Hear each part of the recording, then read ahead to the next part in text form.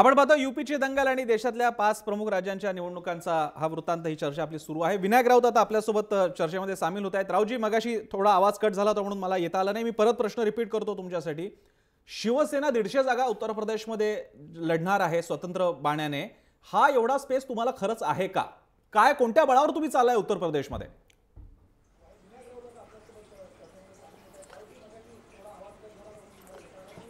हे पहा, उत्तर प्रदेशमध्ये शिवसेना प्रमुख माननीय बाळासाहेबांवर प्रेम करणारे लाखोच्या संख्येने लोक आहेत।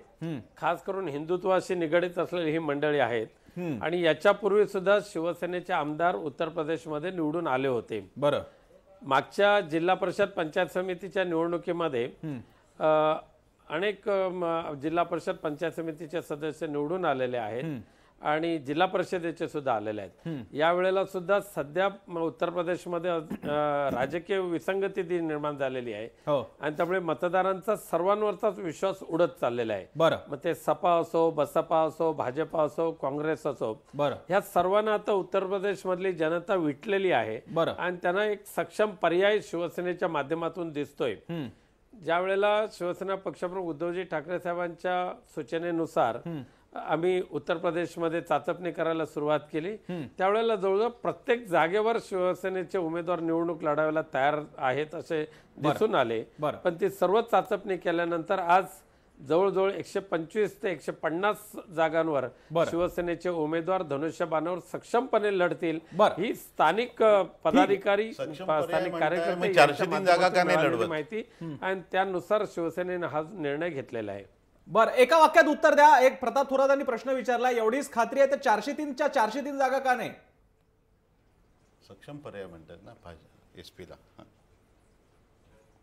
ज्या ठिकाणी शिवसेना हमखास लढून नमखास निवडून येऊ शकतं अशा पद्धतीची चाचपणी करून जवळजवळ 150 ठिकाणी या जागा निवडण्याची लढण्याची शिवसेनेने तयारी केलेली आहे। एकच प्रश्न तुमच्यासाठी म्हणून अरविंदजी, एकीकडे भाजप हा शिवसेनेचा असला नसलेला गड महाराष्ट्र तो काबीज करू पाहताय, तुमची सत्ता आता मुंबई महानगरपालिकेतही येईल की नाही हा प्रश्न कायम आहे। अशा परिस्थितीमध्ये आपण आपलं अस्तित्व महाराष्ट्रात कायम राखत राष्ट्रीय पातळीवर वाढवत न्यावं आणि भाजपला टक्कर द्यावी, एक पर्याय उभा करावा आणि त्यानं मित्रपक्षांचा विश्वास आदर करावा अशी भावना निर्माण करण्यासाठी म्हणून गोव्यात आणि उत्तर प्रदेशात एक पर्याय देण्याचा प्रयत्न आहे।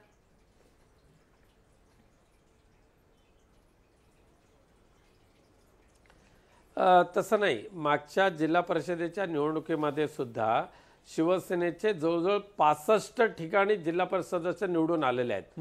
भारतीय जनता पक्षाला टक्कर देणं हा आमचा उद्देश नाही, पण शिवसेनेच्याकडे मोठ्या संख्येने आकृष्ट होणारा हा मतदार जो आहे आणि शिवसेना पक्ष ज्या पद्धतीने उत्तर प्रदेशमध्ये वाढतोय त्या अनुषंगाने शिवसेनेला त्या ठिकाणी निवडणुकीमध्ये सहभागी होणं हे क्रमप्राप्त आहे। माझ्याकडे आता पुढचा वेळ कमी आहे, त्या वेळेमध्ये मला बाकीची राज्य घ्यायची आहेत, पण मी पहिल्यांदा प्रेफरन्स देण्याच्या दृष्टीने गोवा घेतोय। पंजाबवरती नंतर वेळ मिळाला तर जाऊ, कारण गोव्याचा लगेच संबंध महाराष्ट्राशी आणि अलाइड पॉलिटिक्सशी आपल्याला येतो, त्यामुळे त्याच्याकडे आपल्याला जावंच लागेल। मी त्याची सुरुवात करतो पुन्हा एकदा माधव भंडारींपासून। भंडारी सर, जे उत्तर प्रदेशमध्ये वेगळ्या अर्थाने समाजवादी पार्टीच्या बाबतीत आहे, त्याचं वेगळं स्वरूप गोव्यामध्ये भाजपच्या बाबतीत आहे। तुम्हाला तुमच्या पक्ष संघटनेतून मिळणारं आव्हान पाहता तुम्ही ही निवडणूक कशी पाहताय? आणि तिथे तर आता शिवसेना सुद्धा उभी ठाकणार आहे।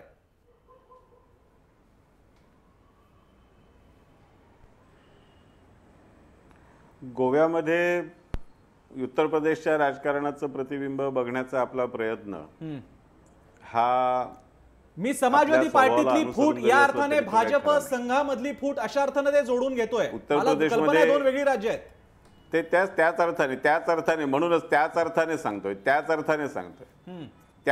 मी सांगतोय। आपण थोडंसं ऐकून घ्यायची थोडी मानसिकता ठेवा ना। बरं,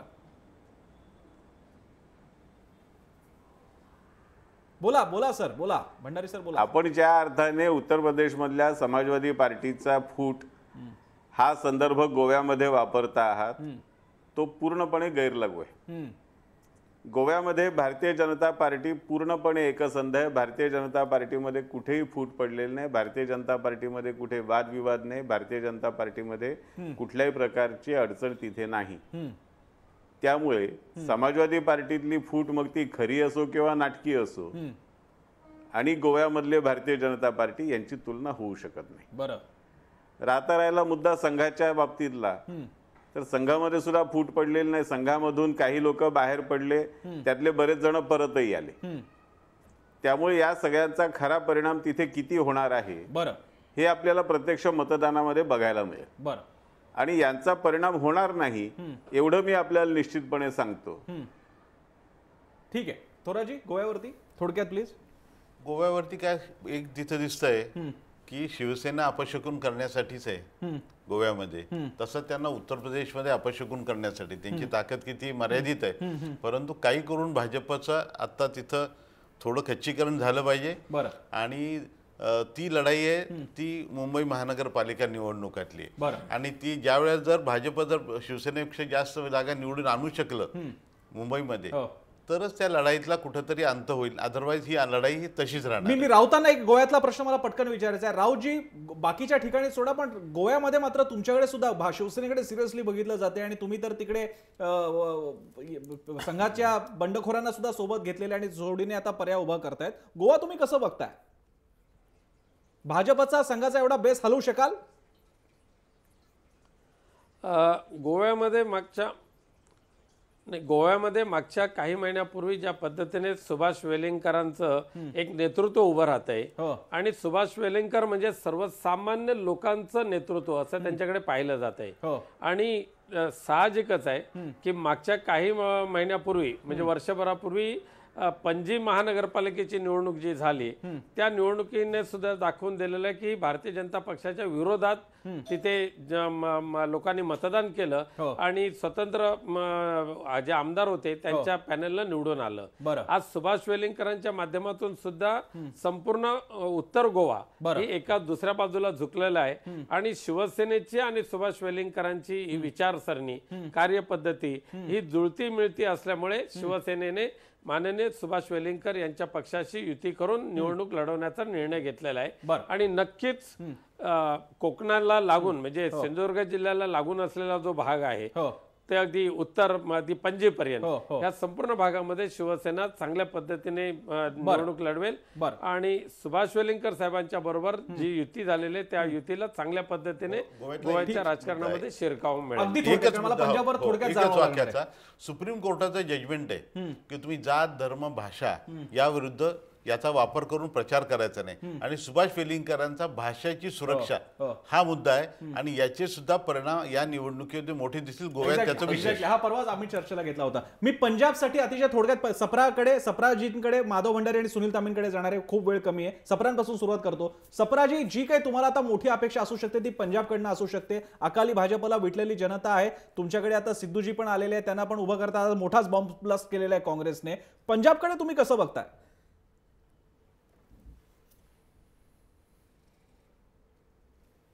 नाही, पंजाब तर निश्चितच काँग्रेसकडे येणारच आहे. कारण मागच्या वेळी ही फक्त 10 मतांचा म्हणजे 10 लोकांचा फरक राहिला होता. काँग्रेसचे 46 निवडून आले होते आणि अकाली दलचे 56 काहीतरी निवडून आले होते आणि भाजपचे 12 होते. पण आता गेल्या 10 वर्षात म्हणजे ज्या लोकांनी बघितलेलं आहे पंजाबमध्ये काय घडलं आहे, निश्चित रूपाने लोक अकाली दल आणि भाजपला मत देणार नाही, काँग्रेसला निवडून आणणार आहे. तरी मणिपूरला पण हाच तुम्ही दृश्य बघणार. आणि गोव्याला जे मताचं विभाजन वेलिंगकर आणि किंवा शिवसेना करणार आहेत भाजपच्या मताचा, त्याचा फायदाही नक्की काँग्रेसला होणार आहे. आणि त्यावरही आपण बघितलं तर जे आश्वासन यांनी भाजपने दिले होते मागच्या निवडणुकीमध्ये गोव्यात, ते त्यांनी काही पूर्ण केला नाही. कॅसिनो तसेच चाललेले आहेत, लोक बेरोजगार आहेत, तरुण जे त्या ठिकाणी आहेत, खनन माफिया तसंच आहे आणि अनेक खननचे घोटाळे, रोडचे घोटाळे त्या ठिकाणी झालेले आहेत. तर हे सर्व गोव्यामध्ये पण काँग्रेसला नक्की फायदा होईल असं सांगतो. अर्थात पंजाबचा मुद्दा चांगला मांडला, सप्रांनी महत्वाचे मुद्दे मांडले. सुनील तामींकडे येण्यापूर्वी भंडारींकडे सर 2 मुद्दे आहेत.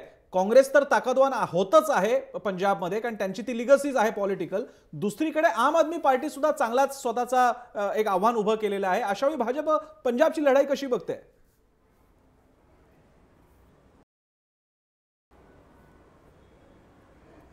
पंजाबची लढाई ही यावेळेला अत्यंत चुरशीची होईल आणि त्याच्यामध्ये अनेक वेगवेगळे मुद्दे आपल्याला समोर आलेले दिसतील, यात काही शंका नाही. 10 वर्ष राज्य केल्यामुळे एक जो अँटी इन्कम्बन्सीचा मुद्दा येतो तो तिथे आहे, हे काही नाकारण्याचं कारण नाही. पण त्याचबरोबर काँग्रेसची परिस्थिती काही खूप भव्य दिव्य अशातला भाग नाही.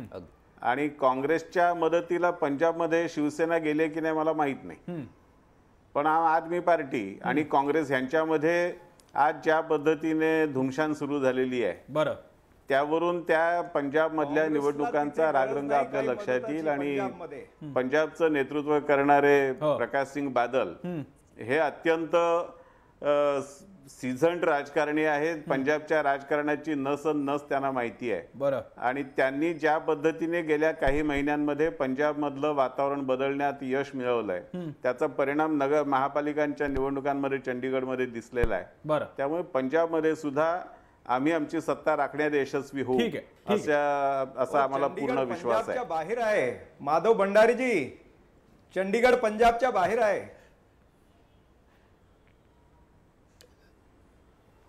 ठीक आहे, पंजाबची राजधानी सुद्धा आहे. मी ठीक आहे, त्या टेक्निकलिटीज मध्ये नका जायला. तुम्ही स्पिरिट फक्त लक्षात घ्या, स्पिरिट लक्षात घ्या. मी तांबेंकडे जातोय. तांबेजी, ज्या प्रकारे भाजपच्या प्रवक्त्यांनी भूमिका मांडलेली आहे ती एक प्रकारे मूळ संघर्ष बाबा जो काय असेल तो आम आदमी पार्टी आणि काँग्रेसमध्ये, आम्ही मात्र फक्त तटस्थ निरीक्षक आहोत, ही भाजपने एक प्रकारे स्वीकारलेली स्वतःची बॅक बेंचर भूमिका आहे का? भाजपचं आता पंजाबमध्ये आपण बघितलं तर भाजपचा रोलच छोटा आहे ऍक्च्युली. म्हणजे सगळ्यात जास्त जागा अकाली दलाच्या आहेत. हे फक्त युतीमुळे एक असं होतं, अकाली दल कधीही स्वबळावरती पंजाबमध्ये सत्तेवर आलेलं नाही. बरं.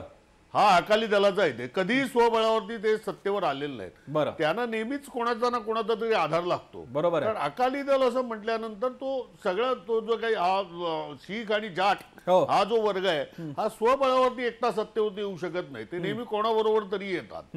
या उलट काँग्रेस स्वबळावर अनेकदा आलेला आहे. हा त्यातला एक महत्वाचा फरक आहे. दुसरी गोष्ट अशी आहे की तिकडे आता म्हणजे चंदीगड बद्दल झालं, चंदीगड हे बाबू लोकांचं शहर आहे. तीन सरकार तिकडे आहेत, केंद्र सरकार, हरियाणा आणि पंजाब. ते बाबू लोकांचं शहर आहे. अतिशय म्हणजे ज्याला काही घडत नाही ना असं शहर म्हणजे चंदीगड आहे. त्याच्यात काही घडत नाही, सगळे बाबू लोक असतात, काही घडत नसतं. त्यामुळे चंदीगडच्या निवडणुकांमधनं काहीतरी पंजाबच्या याचा बोध होतो असं म्हणणं, म्हणजे असा निष्कर्ष काढणं जरा धाडसाचं ठरेल. तिसरी गोष्ट आहे ती म्हणजे आता हे म्हणालेच आहेत माधव भंडारी की येस तिकडे अँटी इन्कम्बन्सी फॅक्टर मोठ्या प्रमाणावर आहे. हा एक महत्वाचीच गोष्ट आहे. आणि त्याच्यामध्ये आता काँग्रेसच्या मधले जे वादविवाद आहे त्याच्यामध्ये आम आदमी पार्टी हा काहीतरी एक स्पॉइल्ड स्पोर्ट म्हणतात ना, हे करणार आहे एवढं नक्की आहे. ठीक आहे. आम आदमी पार्टी सगळं ते आता त्यांनी सांगितलंच नाही. या बाबतीमध्ये सिद्धू यांच्या काँग्रेस प्रवेशानं काँग्रेसमधली जी अंतर्गत सिस्टीम होती तीही दुखावली जाणार आहे. आणि भाजपमध्ये ज्या स्वरूपाचा अंतर्गत वाद सिद्धूंमुळे निर्माण झाला होता त्याच स्वरूपाचा वाद जो आहे तो काँग्रेसमध्येही पंजाबमध्ये निर्माण होताना आपल्याला पाहायला मिळू शकतो. आप पार्टीनं ज्या स्वरूपामध्ये ड्रग्सच्या मुद्द्यावर तिथे रान उठवलेलं आहे आणि तोच मुद्दा त्यांनी गोव्यातही मांडलेला आहे. आम आदमी पक्ष हा गोव्यात आणि पंजाब दोघही प्रांतांमध्ये अत्यंत मुरब्बी स्वरूपाचं राजकारण करून स्वतःची ताकद वाढवतोय अशा स्वरूपाचं चित्र पाहायला मिळतंय. कार्यक्रमाच्या शेवटी पुन्हा निलेश तुमच्याकडे येण्यापूर्वी मला सिद्दीकीने एक प्रश्न जाता, कारण उत्तर प्रदेश आपल्याला सारखा गमावून चालणार नाही. सिद्दीकी जी एक सवाल था एसपी के, छोड़ दीजिए भाई एसपी में कोई दरार हो रही है या नहीं हो रही है, जिस तरह से पिछले कुछ सालों से यूपी में सुरक्षा व्यवस्था, महिलाओं पे हुए अत्याचार, कितने बड़े घृणास्पद ऐसे बलात्कार के वहां पे वाकये हुए थे, दूसरी बात, तीसरी बात वहां पे जो दंगे हुए थे बहुत बड़ी तादाद में ऐसे आरोप हुए कि इसमें जिस तरह से बीजेपी हिंदुत्ववादियों का हाथ है उसी तरह से एसपी वालों का भी हाथ है मतों का ध्रुवीकरण करने के लिए. इन सारे मुद्दों के नजर में किस तरह से आप देखते हो अपनी स्पेस, क्यों आपके पास जाएंगे वो लोग? हमारी स्पेस बहुत अच्छी है और जो पिछले दिनों दंगल हुए थे इसमें हमारी कोई भूमिका नहीं थी. इसमें बीजेपी का पूरी तरह से हाथ था. और आप इंटरनेट का ज़माना है, आप अभी इंटरनेट पे चले जाइए, लॉ एंड ऑर्डर की सिचुएशन दीजिए, बहुत सारी स्टेट से बहुत ज्यादा अच्छी सूरत हाल यूपी में है. सर जी, कंप्लेंट दर्ज नहीं होते इसका मतलब सुरक्षा व्यवस्था अच्छी है ऐसा नहीं होता. वैसे तो महाराष्ट्र में भी वैसे तो कहा जाए तो महाराष्ट्र उत्तर प्रदेश से बदतर है क्योंकि यहाँ पे ज्यादा कंप्लेंट्स दिख रही हैं. तो कंप्लेंट्स कम वहां पे दर्ज हो रही है, इसका मतलब हमारी सुरक्षा व्यवस्था अच्छी ऐसा नहीं होता. देखिए ये सब भ्रम फैलाने वाली बात है. कंप्लेंट दर्ज नहीं तो होती होगी.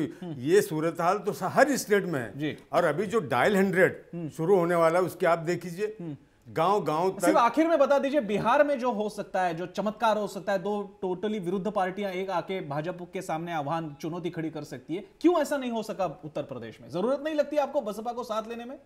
नहीं, जरूरत तो नहीं थी, क्योंकि पिछले बार हम अपने ओन पे आ गए हैं और इस बार भी हमारी ताकद बसपा से बहुत ज्यादा आगे है. मी कार्यक्रमाच्या शेवटी निलेशकडे परत एकदा येतो. निलेश, हा सगळा आताचा एक डायस बनलेला आहे, तयार झालेला आहे. कशा प्रकारे शेपअप होईल भारताचं पुढचं राजकारण? नाही, मुख्यतः उत्तर भारताच्या राजकारणावर आधारलेलं असेल येत्या काळातलं भविष्यातलं भाजपचं आणि देशाचं राजकारण. बिहार भाजपनं गमावलं, त्या अगोदर दिल्ली भाजपनं गमावलं आणि आता त्याच्या नजीकचं राज्य ते म्हणजे उत्तर प्रदेश, जे भारतीय राजकारणाच्या दृष्टीनं सर्वात महत्त्वपूर्ण राज्य म्हणून बघितलं जातं. त्याच दिल्लीच्या वर आहे पंजाब. पंजाबमध्ये भाजपची परिस्थिती इतकी चांगली नाही की ते सत्तेत येऊ शकतील.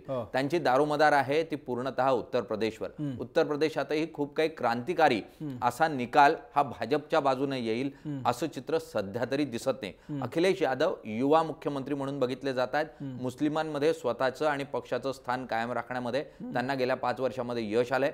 काही प्रमाणावर का असोना उत्तर प्रदेशची प्रतिमा बदलण्यामध्ये यश आलंय, रोजगार निर्माण करण्यामध्ये यश आलंय आणि काही सामाजिक स्कीम्स ज्या आहेत, पेन्शन स्कीम सारखी स्कीम ही राबवण्यात आणि यशस्वी करण्यात त्यांना यश आलंय आणि त्यामुळे मुस्लिम आणि यादव हा प्रमुख मतदार त्यांच्याकडे आहे. या परिस्थितीत यूपी ही सपा किंवा बसपा यांच्यापुरतंच इथलं प्रमुख राजकारण जे आहे ते आपल्याला पाहायला मिळेल आणि त्यामुळे सर्व 5 राज्यांच्या निवडणुकांवर नजर टाकली तर भाजपच्या हाती खूप काही या 5 राज्यांमधून लागेल अशी परिस्थिती दिसत नाही आणि त्याचा थेट परिणाम मुख्यतः भाजप संदर्भातलं जे वातावरण निर्मिती झालेली आहे त्याला धक्का लागताना आपल्याला पाहायला मिळू शकतो. या निवडणुका भाजपच्या बाबतीतला मूड, मोदींच्या प्रतिमेच्या बाबतीतला मूड, डिमॉनिटायझेशनच्या नंतरचा देशाचा मूड सुद्धा दाखवणाऱ्या ठरतील. त्याचे परिणाम कसे होणार आहेत ते आपल्याला बघावं लागणारच आहेत. इथे मी नम्रपणे नमूद करतो, मणिपूर आम्ही विसरलेलो नाही, पण वेळ शेवटी कमी पडला आणि असं नाही की हा अंतिम चर्चा आहे, यापुढे सुद्धा ही चर्चा करावी लागणारच आहेत. एखादी छोटीशी कमेंट थोरात सर त्या बाबतीत. याच्यामध्ये एक आपण विसरता कामा नये की आपण नॉर्थ ईस्टची राज्य ऑप्शनला सगळेच लोक टाकतो. नाही, पण आम्ही टाकला नाही, वेळ आपण नाही पडला टाकला. नाही. आपण मनात असं आपलं मुळीच नाहीये. नाही नाही, आपलं नाही विचार. त्याच्यामध्ये पंजाबमध्ये पठाणकोटमधून हल्ला आला, त्याचं कारण का तर ह्या ज्या सिमरनजीत कौर आहे त्यांचा भाऊ मजिठा हा तिथला मोठ्या सगळ्यातला ड्रग्सचा माफिया आहे आणि तो मंत्री आहे तिथं. आणि पठाणकोटमधल्या टेररिस्ट त्यांनी एसपी ला सोडला, तिथला पोलीस प्रमुखाला. पोलिसांचं आणि पाकिस्तानातल्या त्यांचं संगत आहे. तुम्ही सीमेवरचं राज्य त्यातली सुरक्षा समजू नका. तसंच मणिपूरचा मुद्दा कोणाला कळत नाहीये आणि त्याच्यामध्ये 1 नोव्हेंबर पासून तिथले हायवे बंद आहे. डिमॉनिटायझेशन वाट लागली. मणिपूर स्फोटक आहे, त्याच्याकडे कुणीही दुर्लक्ष देशानं करू. मी थोरात सर तुम्हाला आश्वस्त करतो आणि प्रेक्षकांना सुद्धा, मणिपूर आम्ही ऑप्शनला टाकलेलं नाही. ईशान्यातल्या छोट्यातलं छोटं राज्य सुद्धा आम्हाला खूप महत्त्वाचं आहे. आज वेळ कमी पडलेला आहे, पण 5 राज्यांच्या निवडणुका फेब्रुवारीपर्यंत अनेकदा चर्चा कराव्या लागणार आहेत. मणिपूर पण आपण घेणार आहोत. तुर्तास मात्र आपल्याला माधव भंडारी, चरणसिंग सप्रा, मेराज सिद्दीकीजी, विनायक राऊत, प्रताप थोरात आणि सुनील तांबेने वेळ दिला. सगळ्यांचे आभार. इथेच थांबतोय. पाहत राहा. जय महाराष्ट्र. जय महाराष्ट्र.